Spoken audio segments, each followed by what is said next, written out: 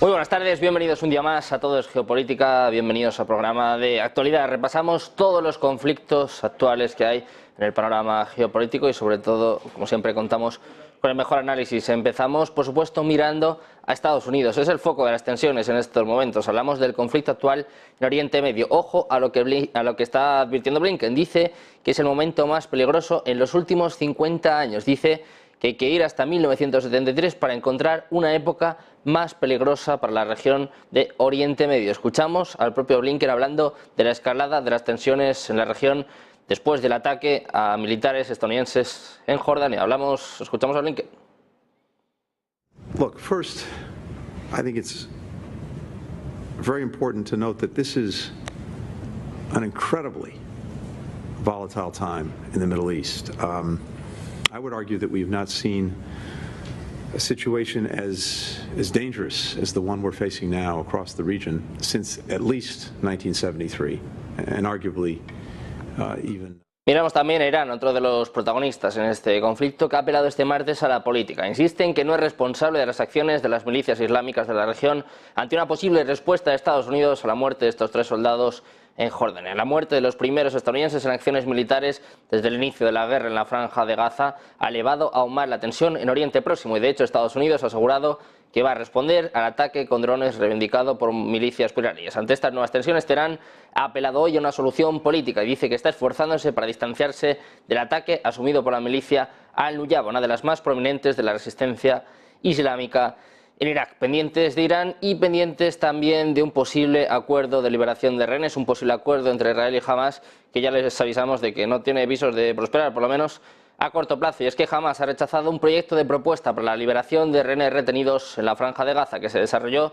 durante conversaciones en París, en las que participaron Egipto, Israel, Qatar y también Estados Unidos. Es lo que escribe el periódico Jerusalem Post. Habla de que Hamas y el Frente Popular para la Liberación de Palestina rechazaron este acuerdo de rehenes desarrollado en París durante este fin de semana, porque dicen que no incluye un alto el fuego permanente, según señala este periódico, citando declaraciones de Hamas que expresan la posición compartida por parte del movimiento y también del Frente Popular. Seguimos a vueltas con un posible acuerdo de liberación de rehenes. Ayer se hablaba de 45 días de alto el fuego. Hamas exige que Israel se retire de Gaza y Netanyahu salía en los últimos minutos diciendo pues que eso no va a suceder. Pendientes de lo que ocurre en Israel, en Oriente Medio, pendientes también un día más de la OTAN. Hablamos de un artículo del diario The Times, presentado en su edición de este pasado domingo, una pieza en la que informaba de que existen planes para crear una red de corredores militares en toda Europa, intentando de esta forma eludir las complejas regulaciones que actualmente restringen el intercambio de equipos y de personal entre las naciones que pertenecen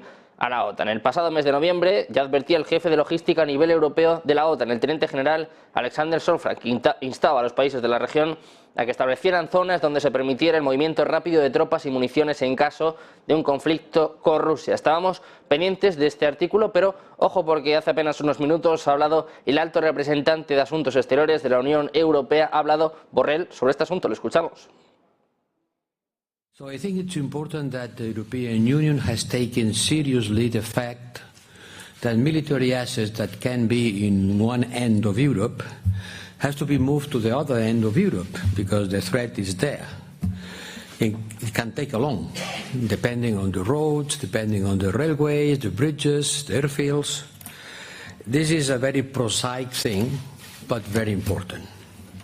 And I think it's good that the European Union has put a budget line in order to improve the mobility of our military assets. Como ven, no se trata de un planteamiento nuevo, ya que durante años distintos líderes militares han abordado esta cuestión. Y ahora mismo, según apuntaba The Times, es un proyecto que ya estaría en marcha, cuyos resultados podrían anunciarse antes de la próxima cumbre de la OTAN que tendrá lugar el próximo mes de julio. Apuntan las fuentes consultadas por The Times que sobre todo quieren poner fin a la maraña bizantina de regulaciones que restringen el intercambio y transporte de equipo militar entre estados de la Unión Europea, algo que estaría creando importantes dolores de cabeza para los planificadores de la OTAN. Pendientes de la OTAN de estos movimientos, advirtiendo sobre un posible Schengen militar y pendientes también de Rusia, que ha advertido hoy de la manera más clara y dura posible a Estados Unidos contra el despliegue de armas nucleares tácticas en territorio de Reino Unido. Ha advertido estrictamente a Estados Unidos contra la devolución de armas nucleares tácticas a Reino Unido. Es lo que ha dicho el viceministro de Asuntos Exteriores, Sergei Ryabkov. Dice que si esto sucede va a aumentar el nivel de la escalada y de amenaza también en Europa, pero además advierte, dice, esto no les va a aportar ninguna seguridad, es lo que señalaba este diplomático. Y terminamos mirando a Zelensky. Seguro que se han enterado de los rumores que hay en torno a una posible destitución de Valery Zaluzhny. Sin embargo, la oficina de Zelensky ha salido a negarlo. Había rumores, como les decíamos, de que el propio Zaluzhny hubiera sido despedido este lunes por la noche. De hecho, varios periódicos ucranianos se habían informado de que el comandante estaba siendo despedido o obligado a dimitir después de que Borislav Bereza, un parlamentario, hiciera la afirmación por primera vez. Sin embargo, Sergei Nikiforov, secretario de prensa de Zelensky, dijo definitivamente no, el presidente no despidió al comandante, el jefe. El Ministerio de Defensa de Ucrania también ha negado los informes. Dice textualmente: queridos periodistas, respondemos inmediatamente a todos. No es cierto. Los informes de tensiones entre Zelensky y Zaluzhny vienen desde luego de lejos, de bastante lejos. Además, hay que tener en cuenta la gran popularidad que tiene entre el público el propio Zaluzhny, y también unos rumores que surgieron primero después de la fallida contraofensiva de Ucrania en verano y luego también después de que en noviembre el propio Zelensky reprendiera al general Zaluzhny por decir que la guerra había llegado a un punto muerto. Lejos de estos desmentidos por parte de la oficina de Zelensky, siguen los rumores y también parece que empiezan a crear cada vez más división interna en Ucrania. Enseguida abordamos todos estos temas, pero antes vamos a presentar a los analistas, a los expertos. Hoy, como siempre, contamos con un panel espectacular. Tenemos con nosotros a Eduardo Irastorza, profesor de OBS Business School. ¿Qué tal? Muy buenas, Eduardo. Muy buenas tardes. Tenemos también a Adrián Celaya, presidente de Key Group y profesor de Economía Aplicada en la Universidad del País Vasco. ¿Qué tal? Muy buenas. Hola, buenas tardes. Encantado de estar con vosotros y con los otros compañeros, como siempre. Igualmente, Adrián. Y también contamos hoy con Guillermo Pulido, analista de la revista de Ejércitos. ¿Qué tal? Muy buenas, Guillermo. Buenas, encantado de estar aquí con ustedes. Pues, Guillermo, si te parece, empezamos contigo. Estamos repasando un poco pues toda la actualidad, todos los conflictos geopolíticos que hay sobre la mesa. Sin duda el ojo se nos va, para empezar, pues a Oriente Medio, a estas tensiones, estos problemas para Biden, para Estados Unidos, después de los ataques en Jordania del pasado domingo. Y si te parece, antes de escuchar tu valoración, vamos a volver a escuchar a Antony Blinken, al secretario de Estado de los Estados Unidos, que advertía, dice, estamos en la peor situación en Oriente Medio desde 1973 o incluso antes. Escuchamos de nuevo a Blinken.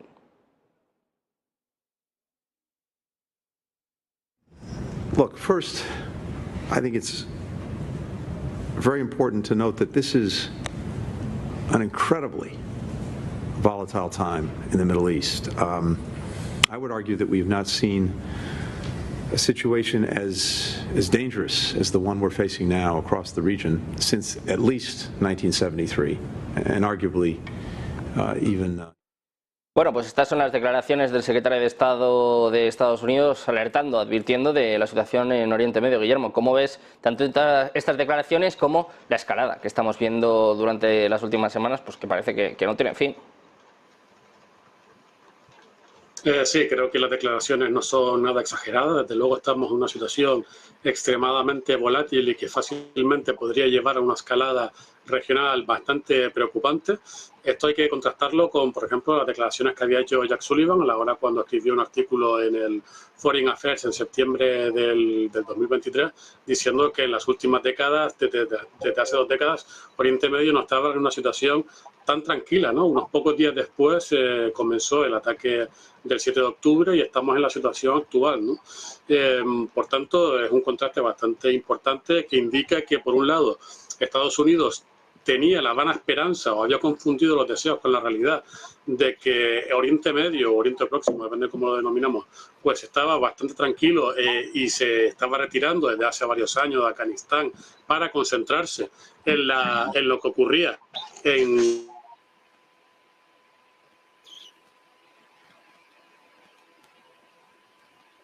Ya recuperamos a Guillermo, me parece que hemos tenido ahí un problemilla.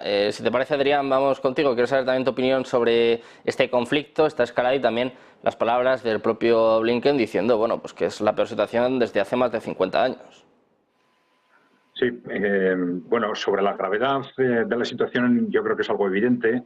Claro, la palabra peor depende de quién la utilice y con qué sentido. Claro, peor para quién. También es cierto también que, claro, comparando la situación con la de 1973, sí podemos decir que, desde luego, la situación está bastante más equilibrada de lo que estaba entonces. Y en ese sentido es comprensible que desde Estados Unidos se utilice la palabra peor.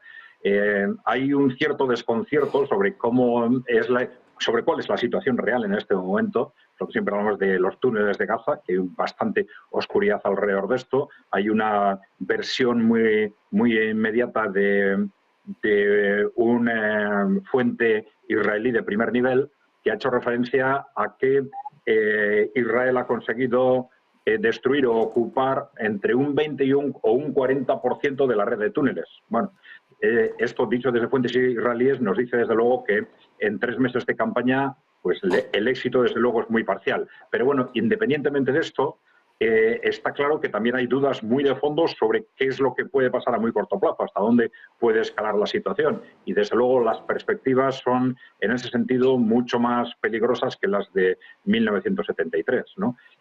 Una escalada que puede suceder por cualquiera de los dos lados, pero evidentemente tenemos por un lado a un Israel que está siendo golpeado o atacado desde distintos frentes a la vez, con una situación interna, eso sí, absolutamente desconocida para ellos, con ataques tan directos a los que no tienen una capacidad de responder como tenían entonces, con enemigos mucho más fuertes, sin el diferencial de calidad de armamento que entonces tenían. Yo creo que desde ese punto de vista, evidentemente, la situación es mucho más preocupante para Israel y para Estados Unidos, sobre todo teniendo en cuenta además que este conflicto de Oriente Medio no es más que una parte de ese gran conflicto estratégico con los países emergentes, en los que estos países emergentes han decidido enfrentarse a la hegemonía de Estados Unidos, y por ahora parece que lo están consiguiendo.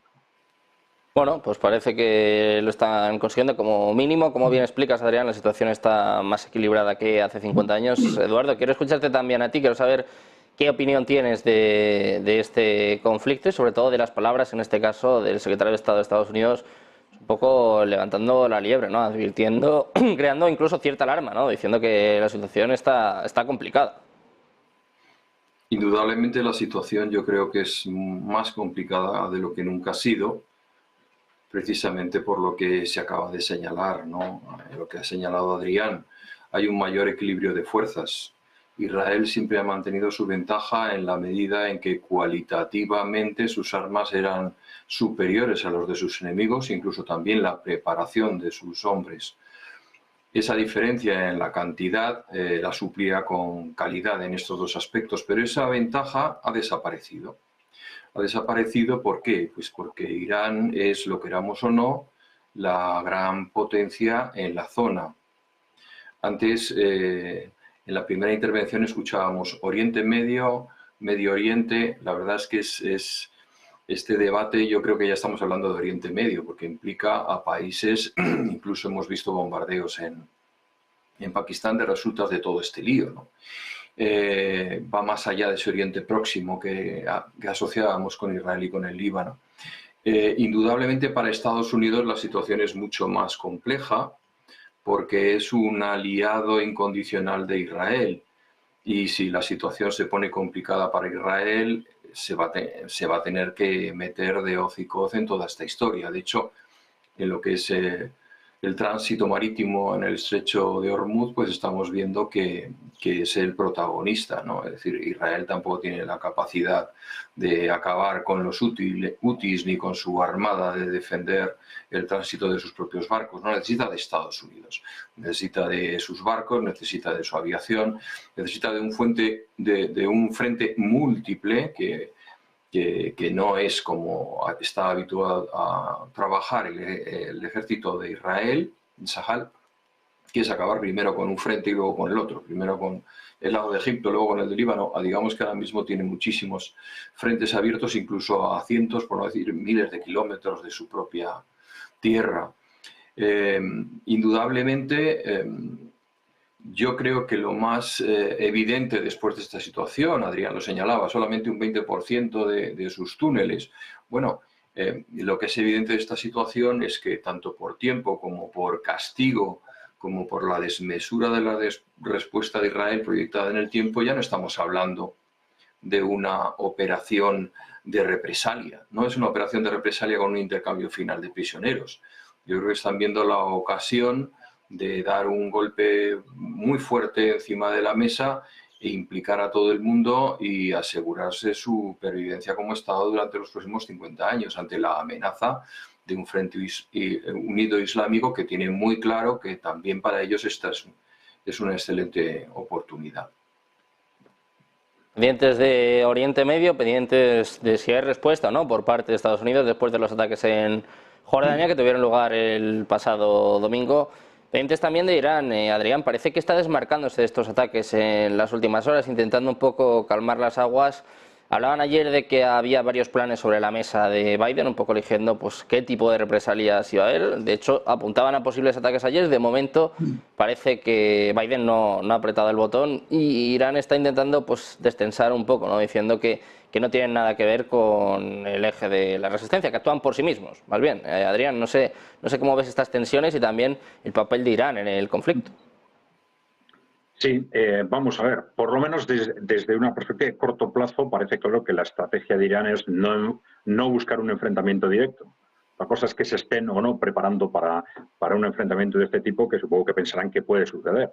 Pero en principio su estrategia es, como ya sabemos, pues dejar actuar a estos grupos o a estas milicias que o en Gaza o en el norte del Líbano o en Cisjordania o en Yemen están actuando de una forma u otra contra Israel, contra Estados Unidos o contra el Reino Unido, ¿no? ¿Cuál es la relación entre estos grupos e Irán? Hombre, yo creo que esto tampoco se puede simplificar del todo, ¿no? Está claro que Irán tiene una gran influencia sobre todos estos movimientos, una influencia que es distinta con respecto a unos movimientos y con respecto a otros, pero tampoco está claro que sea una dependencia jerárquica directa en la que Irán diga A y tengan necesariamente que hacer A. Vamos a ver, pues, por ejemplo, con el movimiento Ansarullah en Yemen, evidentemente en la medida en que Irán se ha implicado ayudando a este movimiento a enfrentarse a la coalición liderada por Arabia Saudí durante muchos años, pues es evidente que un peso político importante Irán tiene y les está ayudando de diferentes formas. Con Hamas, que se da por supuesta una relación muy estrecha, esto es también dudoso. Se está hablando de que en Hamas en realidad hay dos líneas. Hay una línea, la línea original, que procede de la Hermandad Islámica. Fue creada por el grupo de la Hermandad Islámica, en el que se dice que originalmente fue un grupo creado por la inteligencia británica con el fin de hacer frente fundamentalmente a grupos, bueno, que se impulsó fundamentalmente para hacer grupos frente a movimientos como el de Nasser, grupos que se desmarcaban un poco de los intereses occidentales, ¿no? Pero que hay la línea que se ha desarrollado durante los últimos años. Esta primera línea relacionada con la Hermandad Islámica está más relacionada, o ha estado históricamente más relacionada, por ejemplo, con Turquía o con Qatar que con Irán. Son sunitas, no son chiitas, y la relación con Irán o con Siria ha sido históricamente más bien hostil. Sin embargo, parece que hay otra línea que ha ido cogiendo peso progresivo durante los últimos años, que ha estado relacionándose crecientemente con Irán. Entonces, esto es lo que ha llevado probablemente a una posibilidad de acordar estrategias, etc. El movimiento Hezbollah en el sur del Líbano pues tiene otras características. Es muy similar a movimientos populares existentes ya en Irán. Son chiitas. Ideológicamente y social y sobre modelo socioeconómico también tiene una gran cercanía con Irán. Y entonces es muy posible que la influencia también sea muy directa, aunque, claro, Hezbollah es un movimiento que tiene peso por sí mismo, tiene recursos propios en cuanto a provisión de personas, recursos económicos. Sin ninguna duda es una fuerza impresionante dentro del Líbano, entonces hay que pensar que también tendrá su nivel de independencia importante. Bueno, yo quiero decir con todo esto, es evidente que Irán tiene influencia política importante sobre estos movimientos, pero que también esa influencia es relativa. Seguramente no es tan directa como para que Irán diga A y se haga A de forma inmediata y segura. Bueno, pues pendientes de Irán, pendientes también de estos grupos del eje de la resistencia, pendientes también de Guillermo Pulido, que ya está aquí con nosotros. Quiero también, Guillermo, ya parece que ya hemos solucionado estos problemillas, quiero que nos cuentes tu opinión, tu análisis de lo que está sucediendo en Oriente Medio con el papel de Irán, posible ataque por parte de Estados Unidos y las palabras de Blinken que comentábamos antes.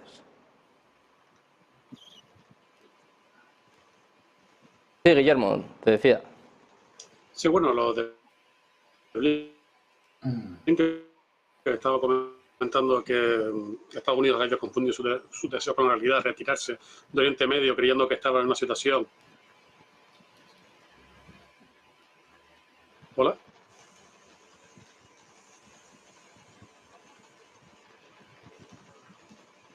Bueno, pues vamos a seguir intentando recuperar a Guillermo. Eduardo, si te parece, voy contigo. Quiero saber qué opinas del papel de Irán en este conflicto y también de la posibilidad de que haya un ataque por parte de Estados Unidos. Como decía, parece que pusieron varias opciones sobre la mesa, lo decía el propio Blinken, pero de momento parece que Biden se está resistiendo, de momento parece que no ataca.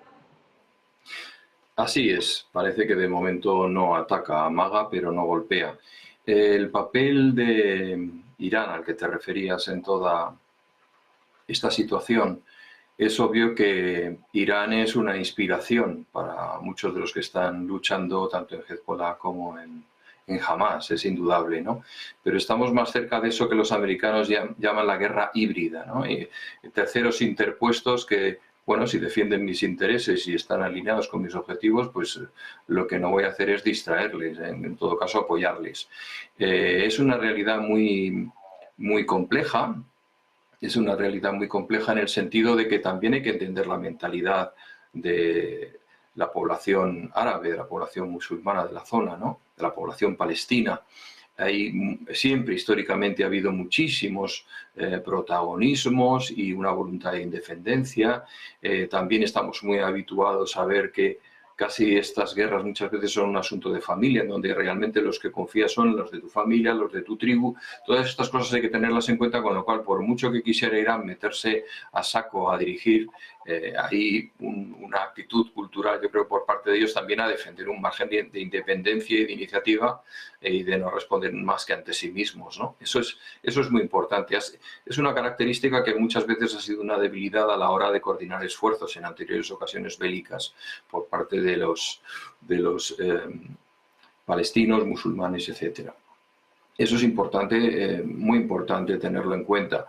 Respecto a cómo puede terminar esto, puede llegar a un entendimiento. Bueno, se estaba hablando de que Qatar iba a ser el país que iba a un poco a estar detrás en apoyo en un futuro en la reconstrucción de lo que es la zona de Gaza, y Hezbollah se lo dejaban para los chiitas, como señalaba Álvaro, ¿no?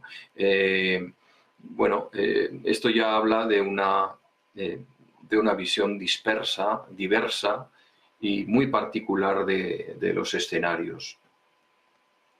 Bueno, pues muchos escenarios, muchos frentes que hay abiertos desde luego en este conflicto en Oriente Medio. ¿Qué vamos a decir de lo que está sucediendo en Ucrania? ¿Qué vamos a decir de estos últimos movimientos por parte de la OTAN, hablando precisamente de este área Schengen? Les avisamos que ha hablado el propio Borrell, el propio alto representante de Asuntos Exteriores de la Unión Europea, así que vamos a hacer una breve pausa, un par de minutos, y repasamos, ponemos el foco en el conflicto en Ucrania, en los avances en Donetsk y también este Schengen militar que está planeando la OTAN. 2 minutos y volvemos.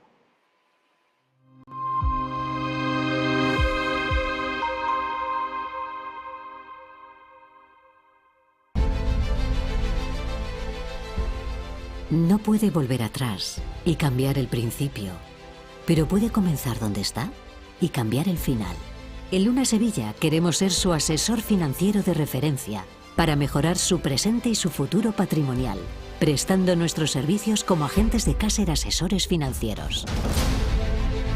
Somos una empresa con una clara apuesta por la formación de calidad, la información transparente y objetiva, y por el asesoramiento financiero personalizado y continuado. Visite nuestra web lunasevilla.es o llame al 91 762 3442.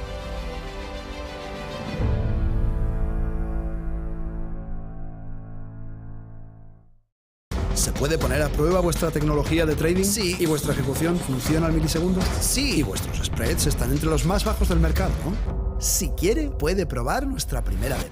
Es difícil encontrar un broker que cumpla con todas sus expectativas. O quizá no tanto. Active Trades, broker online desde 2001.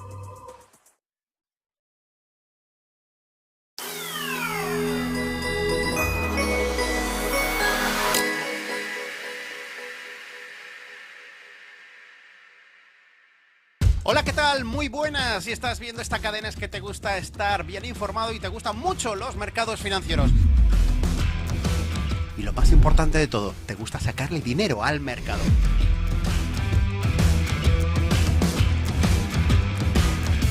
Así que tenemos una cita, el cierre de Wall Street los lunes a las 9:30 de la noche, los martes y los jueves un poquito antes, a las 9:15.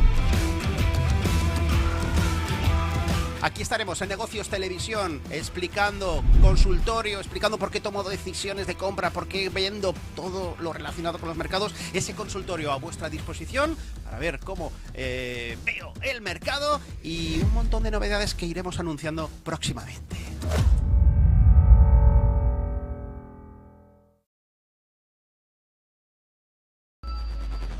Localizarnos ahora es más fácil. La economía a tu alcance, empresas, inversiones, tecnología, ya en la APP de Movistar. Vive la economía. Negocios Televisión.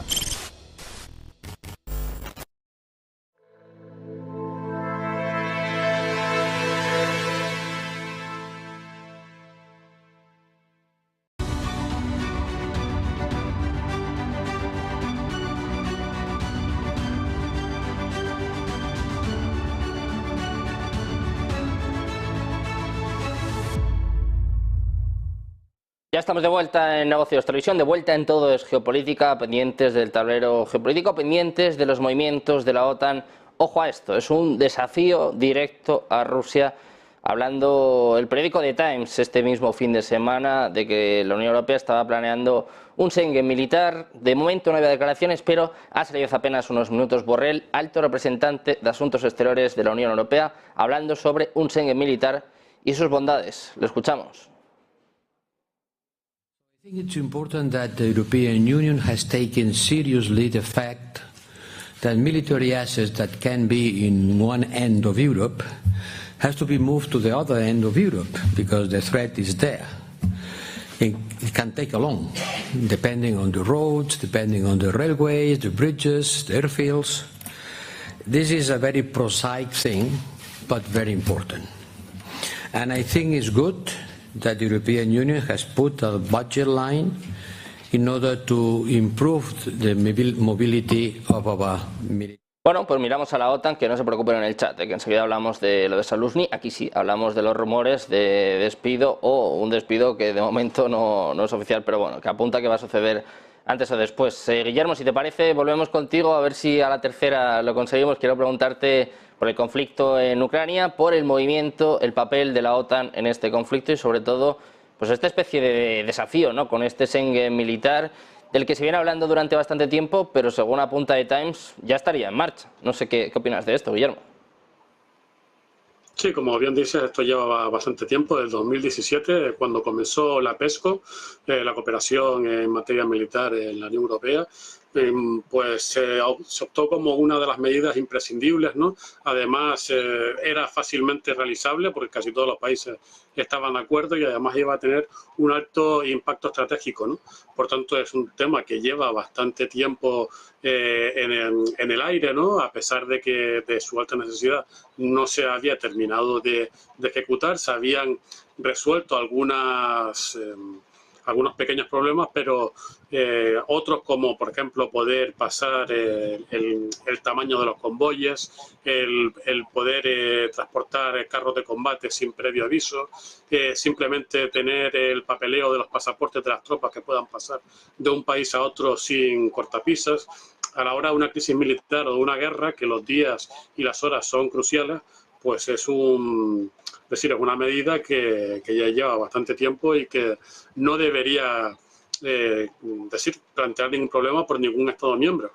Aún así, esto nos indica que una medida tan esencial y que iba a costar tan poco dinero, y además en el que no debería haber ningún problema, que hayamos estado tantos años para resolverlo, indica lo lento que es la Unión Europea a la hora de resolver problemas de defensa y de lo poco eficaz que muchas veces, no, otras veces sí es eficaz la Unión Europea, pero en ciertos temas de defensa funciona muy mal, ¿no? Y esto es un caso de libro, ¿no? El libro que, como bien estás explicando, Guillermo, viene de lejos. Sí, Adrián, yo quiero preguntarte por la implicación que puede tener esto para Rusia. No sé si se puede tomar como una especie de provocación, de desafío por parte de la OTAN, más allá del movimiento que tuvo lugar la semana pasada con este Steadfast Defender 2024, ¿no? La OTAN también parece que está haciendo sus movimientos. Luego hablan mucho de que Rusia va a atacar a algún país de la OTAN y mete mucho miedo, pero ellos también parece que van encendiendo cerillas, ¿no? Sí, claro, el problema de esto efectivamente es el contexto, ¿no? Esta medida de un posible Schengen en el ámbito militar, pues parece técnicamente lógica, ¿no? Según dicen todos los expertos militares, ya ha dicho Guillermo, pues el tránsito de tropas y de material y de armamento de un país a otro dentro de la Unión Europea, pues bueno, puede convertirse en una...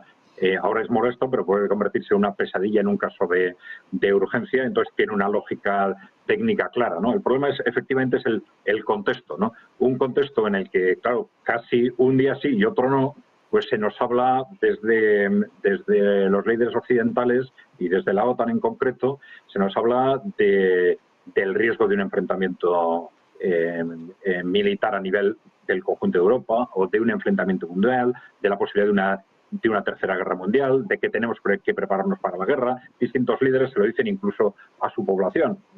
Los ciudadanos de mi país se tienen que preparar para la guerra, ¿no? Bueno, en ese contexto, ¿cómo se puede ver esto desde Rusia? Pues bueno, pues un poco de esta forma, ¿no? Claro, lo que pasa es que ya entramos en una dinámica en la que está claro que lo que pretenden los líderes europeos es preparar a la población, ¿no? Preparar psicológicamente a su población para ir dando pasos rápidamente en una dirección de avanzar hacia una economía de guerra y hacia un contexto en el que, o en un momento cualquiera, o cuando termine, si se quiere, el conflicto en Ucrania, Occidente esté preparado para un salto estratégico y un enfrentamiento directo con Rusia, ¿no? Entonces, evidentemente, Occidente va a intentar vender desde ya que todo esto se debe a la amenaza de Rusia. Pero bueno, buscar culpables en este caso va a ser una cuestión secundaria, una vez que se produzca, porque después de que vayan pasando semanas, meses en esa dinámica, pues ninguna de las dos partes puede ser ajena a la misma, y entonces yo porque quiero buscar el conflicto o yo porque tengo miedo a que el otro lo busque, pues al final se va inevitablemente a producir una escalada en esa dirección que va a ser cada vez más peligrosa. Claro, haciendo historia podemos decir, hombre, también a Rusia se le reprocha pues haber sido el que ha invadido Ucrania, pero bueno, desde la otra parte se puede decir, bueno, sí, pero eso ha venido después de 20 años de acoso progresivo de la OTAN y del golpe de Estado que dimos en Ucrania para situarla como un ariete contra Rusia, del incumplimiento de los pactos de Minsk, etcétera, ¿no? Pero claro, ya digo, independientemente de las responsabilidades últimas de quién quiere qué, en el momento en que ya se define un enemigo estratégico y se empieza a hacer visible la posibilidad de un enfrentamiento internacional a través de una guerra mundial, pues las dos partes van a acabar haciendo rápidamente cosas similares: armarse, preparar a su población y llegar a una situación cada vez más peligrosa. Una situación cada vez más peligrosa, sobre todo, bueno, pues con movimientos, con declaraciones también en el día de hoy por parte de Stoltenberg, que hablaba de una posible tragedia para Ucrania y también para la seguridad europea, en el caso de que Ucrania termine perdiendo esta guerra, si es que no lo ha hecho ya. Eduardo, quiero saber cuál es tu opinión de este posible Schengen militar y también de los movimientos que está haciendo la OTAN. Como bien estaba apuntando Adrián, con muchos mensajes, que vamos a decir, de Pistorius, ¿no?, del ministro de Defensa alemán. Hoy Macron también estaba advirtiendo en la misma línea. Parece que los líderes europeos pues van preparándose prácticamente para la guerra. No sé si es ir demasiado lejos, si están metiendo miedo a su población. ¿Por qué están haciendo esto? Yo creo que es un mensaje cara al público interno, sobre todo. porque el hecho de que Putin escuche que va a haber un territorio Schengen militar en Europa no le va a hacer temblar ni un poco. Quiero decir, en realidad es poner negro sobre blanco algo que desde que se levantó el muro de Berlín y el telón de acero, pues está en los planes de Europa, que es como movemos los tanques en caso de que nos ataque. Y ahí tienen, todos los años hacen sus juegos de guerra para ver cómo se moviliza todo eso y cómo se mueve. Yo insisto, creo que es un discurso cara al público interno, cara a preparar a la opinión pública, cara a la necesidad de invertir más en armamento, de ser más autónomos. Esperemos que sea invertir más en empresas militares europeas que están comprando recursos americanos. Para el gas licuado lo necesitamos al precio que sea, pero digamos que en armas pues tenemos el know-how para hacer cosas bastante potentes por nosotros mismos, aunque hoy en día no contamos con una fuerza disuasiva lo suficientemente creíble en caso de un conflicto con Rusia. Aparte de eso, yo creo que el aspecto más destacado es el convencer a la población europea, militarizarla mentalmente, porque lo que tenemos que empezar a asimilar es algo que Ucrania ha aprendido por el lado más duro, que en la guerra hay bajas y daños muchas veces inaceptables que hay que asumir para conseguir salirte con la tuya al final, ¿no? Y yo creo que en ese sentido Europa tiene quizás de las opiniones públicas menos sólidas a la hora de refrendar acciones militares, incluso en su defensa, incluso en su defensa. Algo que Israel, a pesar de todo y a pesar de todo el cuestionamiento indudable de Netanyahu, a se le ha parecido la guerra y le ha salvado de que lo echaran, ¿de acuerdo? Pero claro, pensemos que Israel es un país que está perfectamente dispuesto a tener a 70, 80, 100, 200 rehenes y seguir dando caña, y que, excepto los familiares que lógicamente se van a manifestar, el resto del país está a una con su ejército. Yo esa situación no la veo en Europa. Yo creo que va a haber un esfuerzo muy grande es que no sé el término que emplear, iba a decir formación de la opinión pública, preparación, manipulación, que cada uno elija el que mejor le suene. Hablando de manipulación, de cómo ir preparando a su población, hablando de disputas internas, ¿os parece? Vamos a sacar uno de los temas que nos reclamaban por el chat, que por cierto, que sepan nuestros espectadores, que claro que les vemos y claro que les leemos. Guillermo, si te parece, voy a empezar contigo. En el día de ayer empezaron a circular rumores pues que cada vez parecen más serios sobre la destitución del jefe del ejército ucraniano, la destitución de Zaluzhny. Luego salió la oficina de Zelensky a negarlo, pero igual que hablábamos antes de que los rumores sobre un Schengen militar vienen de lejos, ¿qué vamos a decir de las tensiones entre Zelensky y Zaluzhny? ¿Qué vamos a decir también de la popularidad del propio Zaluzhny, igual incluso superior que la del propio Zelensky? Y sobre todo estos rumores de una posible destitución, dimisión, llámenlo como quieran, pero Guillermo, parece que la situación, la división en Ucrania es cada vez mayor, y aunque han desmentido hace apenas unas horas esta posible dimisión o destitución de Zaluzhny, todo apunta a que cuando suena tanto un tema, al final, antes o después, pues parece que se va a confirmar, ¿no? Sí, absolutamente. Zaluzhny, al ser el líder militar de esta guerra, de manera automática, ¿no? Casi haga lo que haga, a menos que lo haga muy mal, va a tener una alta popularidad, ¿no? Ahí tenemos, por ejemplo, el caso de MacArthur en la guerra de Corea, que cometió graves errores, también hizo grandes aciertos, ¿no? Pero cometió graves errores en la guerra de Corea y no disminuyó su popularidad. De hecho, creció tanto, a pesar de no ser una guerra existencial para Estados Unidos, que le hizo sombra al propio Truman y tuvieron un encontronazo y le terminó destituyendo, ¿no? Aquí tenemos una situación hasta cierto punto parecida, pero con el agravante de que la guerra para Ucrania es muchísimo más importante que la de Corea para Estados Unidos, y Zaluzhny pues no ha cometido errores tan graves como los que llegó a cometer MacArthur al final del año 50, ¿no? Cuando bueno, incluso cuando comenzó la guerra, que le pillaron por sorpresa, y después cuando los chinos otra vez lo cogieron por sorpresa, ¿no? Y estos ya encontronazos vienen de, bueno, desde bastante tiempo, pero sobre todo comenzaron a arreciar en el verano o en la final de la primavera del año pasado, cuando hubieron diferencias de opinión de cómo ejecutar la guerra, ¿no? Y además eran debates que estaban también con Sirski, el jefe del ejército, después ha sabido algunos detalles en el que Zelensky se empeñó en la defensa de Bakhmut en contra del parecer de Zaluzhny.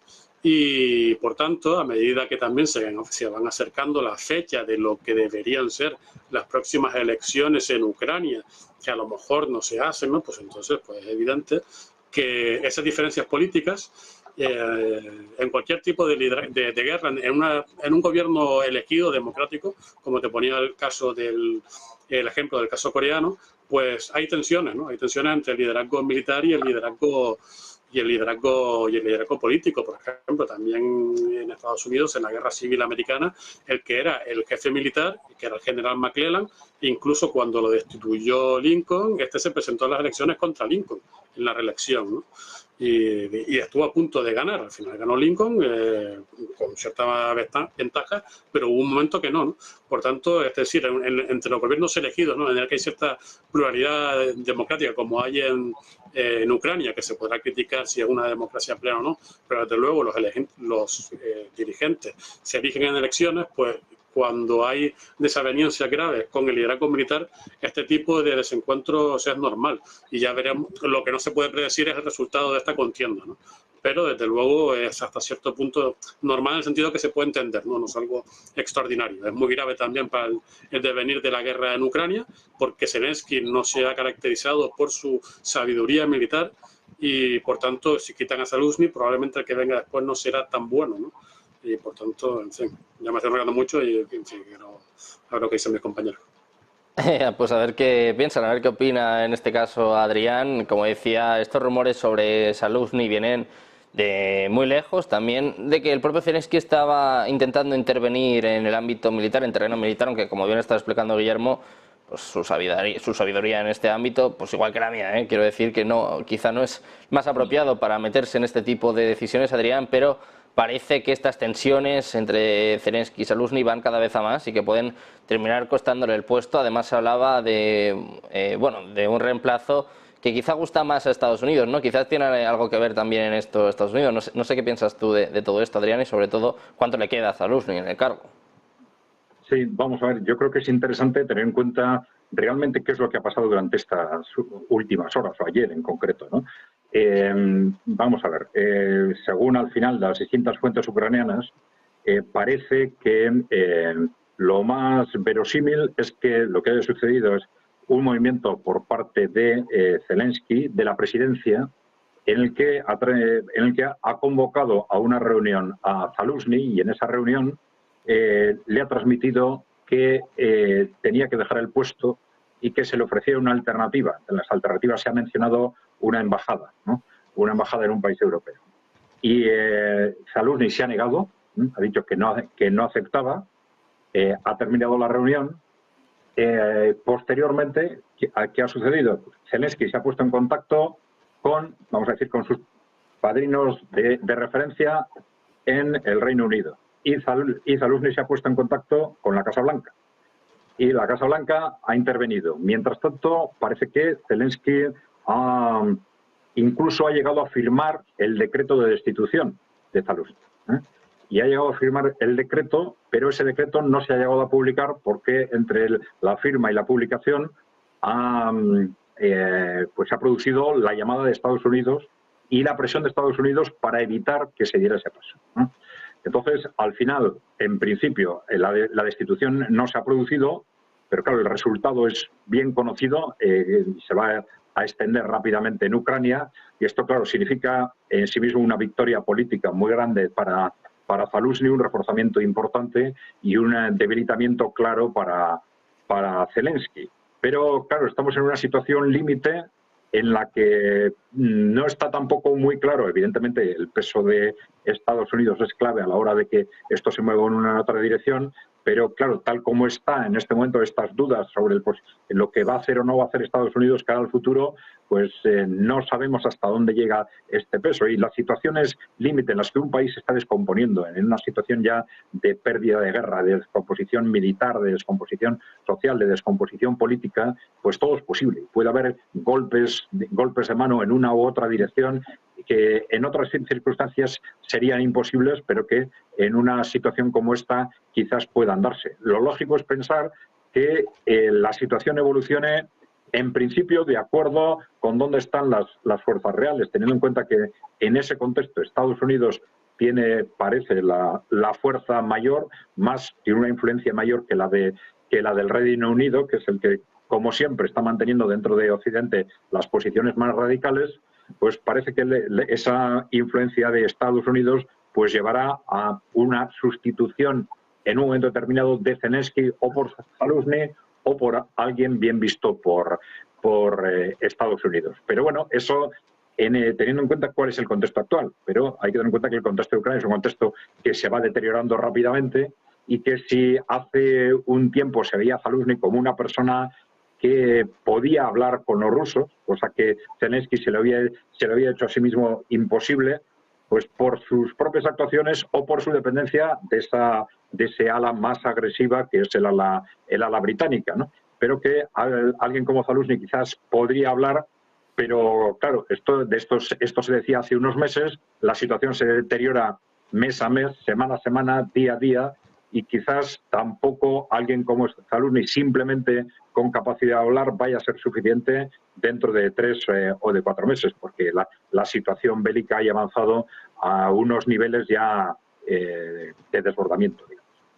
Bueno, pues que no se preocupe Víctor Urbano, que dice que ve algo raro con Moragón, que no se preocupe, que mañana tenemos por aquí a Fernando Moragón, seguro que también quiere hablar de todo esto. Veo por aquí a Edu Fonseca, que apunta el nombre que a mí se me escapaba, es Bodanov, ¿no? El que se viene hablando mucho, Eduardo, te pregunto ahora a ti, es Bodanov el que se habla mucho que puede reemplazar al propio Zaluzny, ¿no? Decía yo, bueno, pues que la CIA de Estados Unidos parece que querían colocar a este hombre y parecía que Zelensky estaba bastante por la labor. No sé cómo ves tú estos movimientos y sobre todo las disputas internas en Ucrania, no sé en qué pueden acabar. Hablaba Adrián de golpes de mano, no sé, puede haber algún tipo de golpe militar en Ucrania incluso. Sí, vamos a ver, esto es como cuando enseñas economía, cuando no es lo mismo para una persona que es un recién egresado que alguien que tiene 10 años de experiencia. Cuando les explicas a la gente que ya tiene experiencia que el factor humano es determinante, se quedan un poco sorprendidos porque muchas veces escapa a la lógica.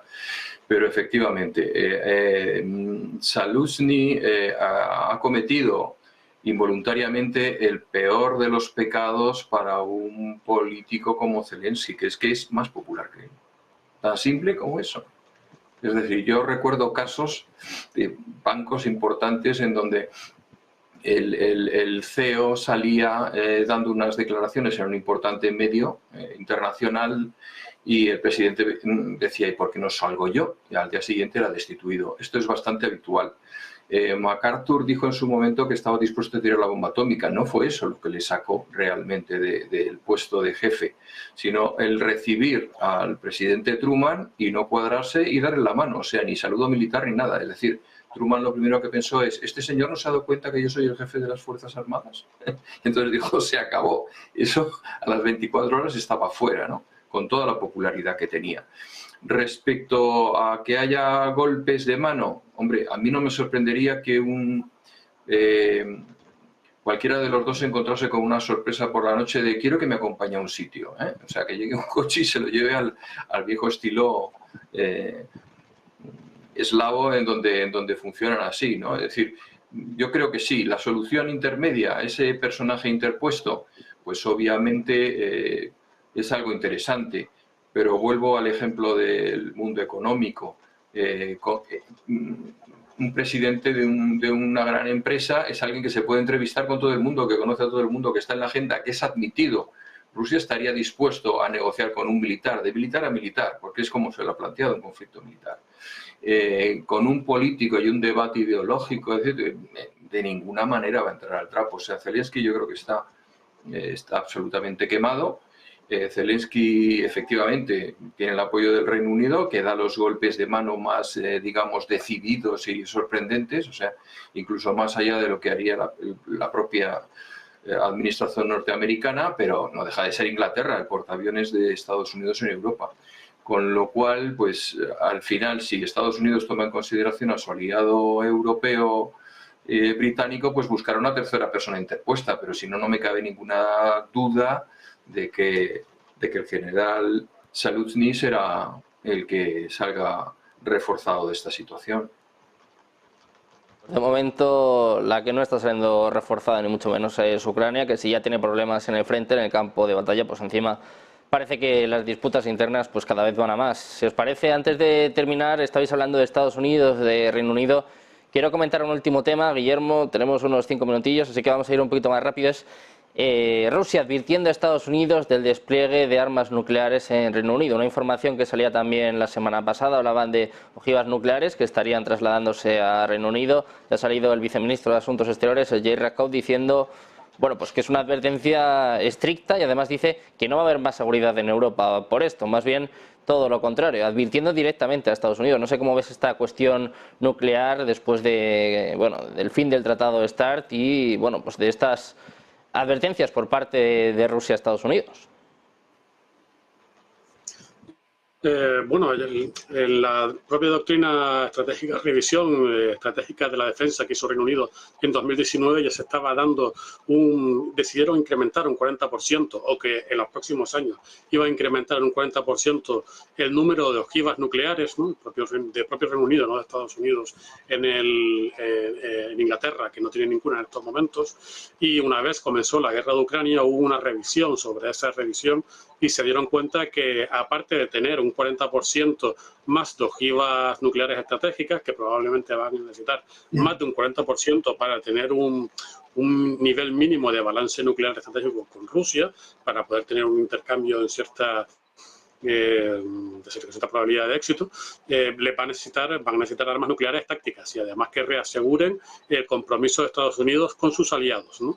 Actualmente lo que tiene Estados Unidos son bombas de lanzamiento aéreo, le haría falta a Estados Unidos tener misiles terrestres, pero por lo pronto van tirando con estas bombas de lanzamiento aéreo, la última modificación de la B-61/12 y es decir, es algo que ya se venía hablando y dado las inercias que están tomando en la situación estratégica en Europa, porque Rusia está exigiendo, antes de la invasión de Ucrania, exigió la retirada de la OTAN a las fronteras del año 96, etcétera, y por tanto la probabilidad de un conflicto directo entre OTAN y Rusia es evidente y hace falta pues tener todas las escaladas del conflicto, incluido el nuclear limitado, el nuclear total, pues preparado y vamos, esto se enmarca en esa situación, ¿no? Bueno, pues Adrián, quiero preguntarte a ti también sobre esta cuestión. Después de que salieran informaciones el pasado viernes de que Estados Unidos estaba desplegando armas nucleares tácticas en Reino Unido, Rusia ha salido ya al paso y está advirtiendo de una forma muy estricta, dice, a Estados Unidos. No sé cómo ves esto en un momento en el que pues parece que las tensiones entre Rusia y Estados Unidos o la OTAN pues son cada vez mayores. Sí, pues evidentemente es un paso más en esa escalada, ¿no? No es lo mismo armas nucleares tácticas que estratégicas, evidentemente, pero es evidentemente un salto cualitativo en la capacidad militar del Reino Unido y bueno, pues también hay que preguntarse bueno, si realmente el Reino Unido es el más amenazado y por qué, ¿no? Porque, claro, evidentemente, si los riesgos están en Ucrania o alrededor de las fronteras de Ucrania, ¿por qué refuerzo? Porque no estoy hablando de armas nucleares estratégicas, estoy hablando de armas nucleares tácticas, ¿no? Entonces, ¿por qué empieza a blindar el Reino Unido por sí mismo, ¿no? Es algo, en principio, que no cuadra directamente con lo que se supone que es las amenazas en las que, en principio, aparentemente se está pensando. Y sí hay un comentario muy rápido que creo que es importante hacerlo, que en todo ese discurso continuo sobre la posible amenaza por parte de Rusia hay algo que no cuadra y es algo que comentamos el otro día, que es esa continuos movimientos, continuas decisiones de los países occidentales de atacar Rusia desde Ucrania, con todos esos dispositivos que en realidad se dice, pues Ucrania ataca a Rusia, no, pero son los países occidentales que están atacando territorio ruso desde Ucrania, es decir, provocando continuamente a Rusia. Si yo realmente pienso que hay un peligro por parte de Rusia, no hago eso. Si lo hago, sé que estoy creando el clima perfecto para que ese conflicto estalle. Es algo claramente contradictorio y nos dice que probablemente quizás se está hablando de un contexto que realmente algunos sectores, por lo menos, es posible que estén deseando provocar. Bueno, pues Eduardo, para terminar, queremos escucharte a ti también. Tienes un minutito para contarnos qué opinas de este blindaje que está haciendo Reino Unido con armas nucleares tácticas por parte de Estados Unidos. Muy brevemente, es decir, están retomando la vieja frase de Churchill de lucharemos en las playas, lucharemos en las colinas, lucharemos en las carreteras, we will never surrender, ¿no? Eso por un lado. Y solo por completar las acertadas opiniones de mis compañeros, señalar que cuidadito porque la opinión pública británica se echa a la calle también diciendo que es eso de tener más bombas aquí. Es un país con un nivel de respuesta social muy alto también, lo hemos visto en muchas ocasiones a lo largo de toda la Guerra Fría, y no me extrañaría que montasen algún circo, y más teniendo en cuenta que hoy por hoy los conservadores están a la baja y los laboristas al alfa en Inglaterra. Es decir, que no desestimen la opinión pública propia a la hora de tomar una decisión de este tipo.